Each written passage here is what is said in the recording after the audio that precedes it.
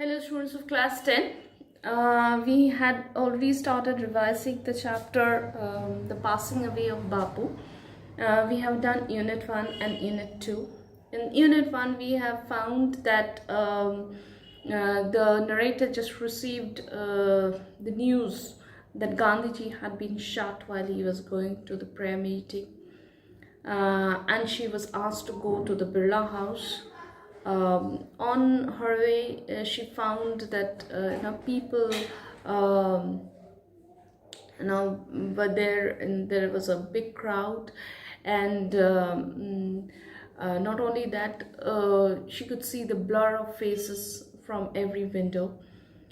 And initially people were in a state of shock, but later they clamored and shouted loudly. They cried and they calmed down when people said, when they were assured that they would be able to see Bapu before his funeral. When after after they got over their initial shock, the next question was, what will they do without Bapu? And they felt like lost children. Then the very next day, when the funeral was to take place, people had gathered in thousands along the route through which the body was to be taken. And the narrator also joined that procession. Why? Because it was walking with Bapu for the one last time. And when she was going along with the procession, she saw that people just watched in silence, and many people tried to break into the crowd because Bapu's body was being taken in an open truck. So they tried to touch the feet of their beloved leader, the father of the nation, as the narrator described, that it was very difficult to move along the crowd. And then she also gave us a different view about walking. Said that I was not walking only among grieving people. Walking had a special meaning because Gandhiji had led many movements, and he had walked many kilometers, and people had walked along with him, and he had that charismatic personality in him, that he roused in people that energy and enthusiasm to walk along with him, and to rouse in them that that feeling of love for the motherland, or in other words, the patriotic feeling which would help them to win the independence of India. And she also said that she couldn't believe the fact, or people in general couldn't believe the fact, that they were walking with Bapu for the one last time. And another thing was that why walking was important, or walking had a special meaning, was that Bapu realized that common man didn't have the money. They couldn't afford vehicles. So walking was the only option left to the common man. And because it only needed the strength of your body, that energy in you, to walk. It required no vehicle, it required no money, nothing. So he made use of that to the maximum, to lead his movements. Now, next we come to the unit 3, where we find that Bapu's ashes were taken in a special train to Allahabad, where it was immersed in the Ganges. Some days after the funeral, a special train took Gandhiji's ashes to Allahabad. The compartment was decked. Decked means decorated with flowers. People on the train sang bhajans. Bhajans means religious songs. And we know that some of the bhajans, Gandhiji's bhajans, are very popular ones. Okay. People did not weep anymore, for they could feel the Gandhiji's presence amid the flowers and the songs. So by this time, people realized, that Gandhiji was no more, and they had stopped crying, because they could feel amongst these flowers, in those bhajans which Gandhiji used to means which people sang for Gandhiji at the prayer meetings. Those things made them feel the presence of the leader. At every station, sorrowful means sad, crowds filled the platform. Amid song and prayer, the train reached Allahabad. So the whole train, the people were singing bhajans, and people were offering flowers, and all in this way the train reached Allahabad. The ashes were immersed in the Ganges, where a huge crowd gathered at the bank. Again, there was a huge crowd. So we can understand that means the to what extent means Gandhiji means what Gandhiji meant for people. He was not just a leader. People just did not call him Bapu for the sake of giving him a name. He was so close to them that it was very spontaneous for people to call him Bapu, and he was like a real father figure. And his death was like a loss of their own father. Afterwards, we all went back to Delhi. Means the people went back to Delhi. Back in Delhi, I felt at sea.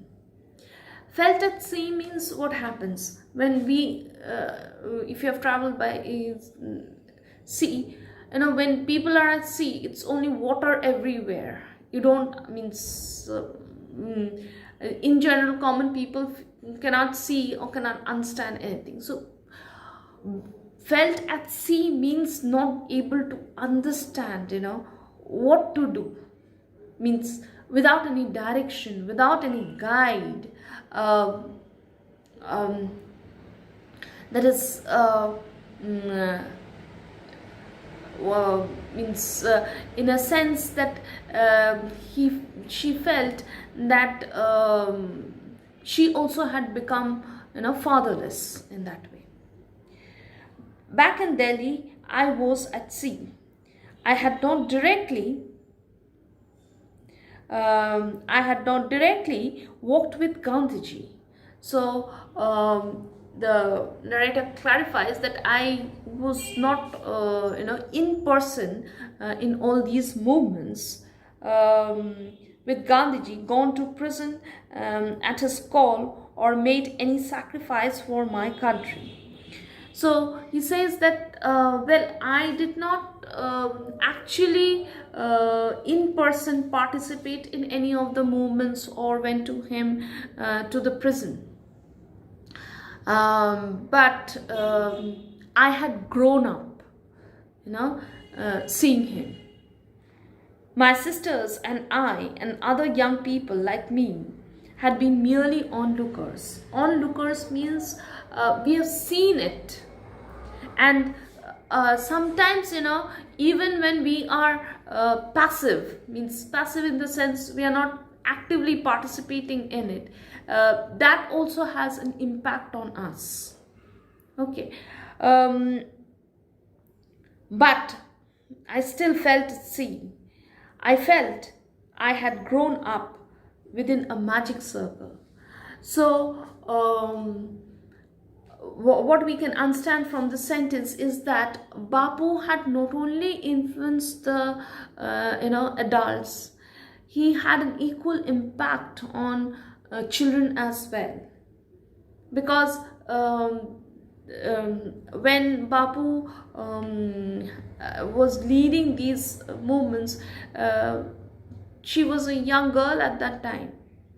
Okay, so that is why she did not take part in those movements, but she had seen them and she had felt it.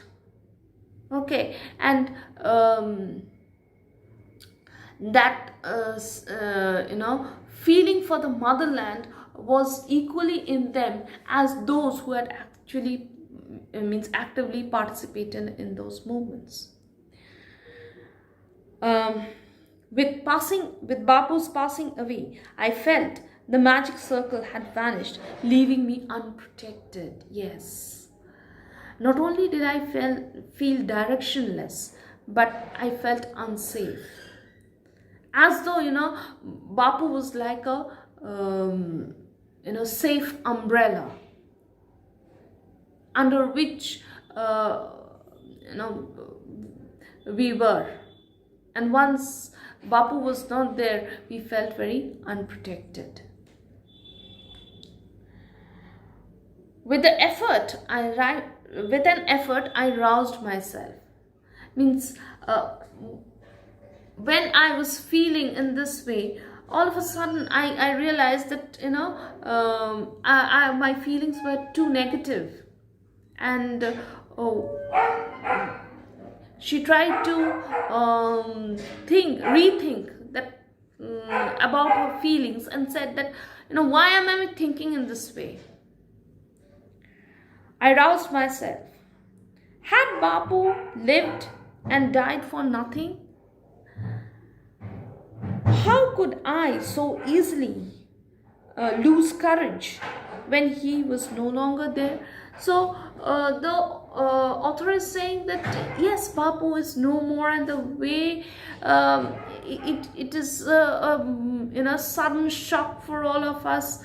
Everything is true, but if I have been inculcated with all those ideals for which Bapu lived for, then why should I think in this way? Why should I not have the courage once again to stand up and live for the ideals, the principles that he believed in? My values were not so weak. Millions of people would have been ordinary folk. But for Bapu, he brought out them out of indifference. Yes, the common people. How did he make the common people, why did the common people join him? Because he was able to rouse in them that patriotic feeling, because he was able to make them understand that it is not only that if you are not affected, that means you are safe. It is a question of your country. It is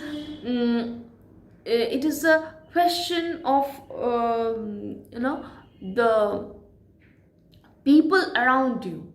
Everybody, he was able to make people understand that the whole of India is one family in that way, and we should not allow these British people to break us. So he brought them out of indifference and awakened them to one another's suffering, that is, to feel compassionate.